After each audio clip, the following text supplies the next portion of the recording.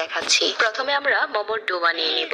1 cup ময়দা, cornflour, তারপর দিয়ে দিচ্ছি স্বাদ মতো লবণ। এখানে হচ্ছে নরমাল পানি দিয়ে একটা সফট ডো বানাবো। এই ডোটাকে রেস্টে দিয়ে দিচ্ছি। এখন হচ্ছে আমরা মুরগির একটা বুকের মাংস নিয়ে খুব ভালো করে কুচি করে নিচ্ছি। কিমা রেডি হয়ে গেছে। এখানে 1 চা চামচ আদা রসুন কুচি, লাল মরিচের গুঁড়া আর হচ্ছে চিলি ফ্লেক্স, গোলমরিচের গুঁড়া, অল্প একটু টমেটো সস আর লবণ দিয়ে ভালো করে মিশিয়ে নিয়েছি। ময়দার যে ডোটা মাখিয়ে রেখেছিলাম এটা থেকে বড় সাইজের রুটি বানিয়ে এরকম কৌটার ক্যাপ দিয়ে গোল করে কেটে নিচ্ছি।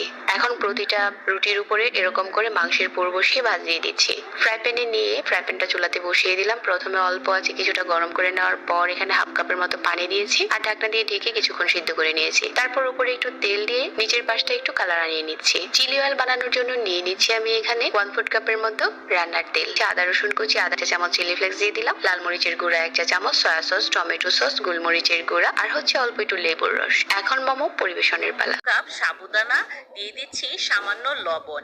এবার অল্প অল্প পানি দিয়ে এই সাবুদানাটাকে 5 থেকে 6 মিনিট মাখিয়ে রেখে দেব। এরপরে সাবুদানাটা অনেক বেশি নরম হয়ে যাবে।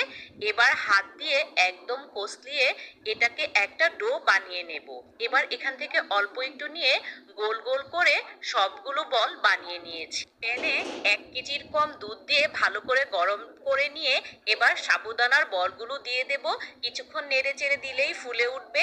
এবার দিয়ে দিচ্ছি 3 টেবিল চামচ চিনি ও 3 টেবিল চামচ গুঁড়া দুধ পানিতে মিশিয়ে নেড়ে চেড়ে ঘন করে নিলেই সাবুদানার মজার পায়েস একদম। কি কেন বানিয়েছেন? একবার হযরত মুসা আলাইহিস সালাম কোহিতুর পাহাড়ে আল্লাহর সাথে কথা বলছিলেন। ওই সময় গাছের ডালে একটা টিকটিকি ছিল। টিকটিকিটি হযরত মুসা আলাইহিস সালামের উপরে প্রস্রাব করে দিয়েছিল।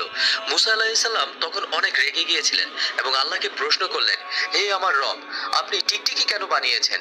এই টিকটিকি মানুষের কোনো উপকারে তো আসেই না। তারপর মহান আল্লাহ রাব্বুল আলামিন বলেন, হে মুসা, কিছুদিন আগে এই টিকটিকিটাও আমাকে একই প্রশ্ন করেছিল।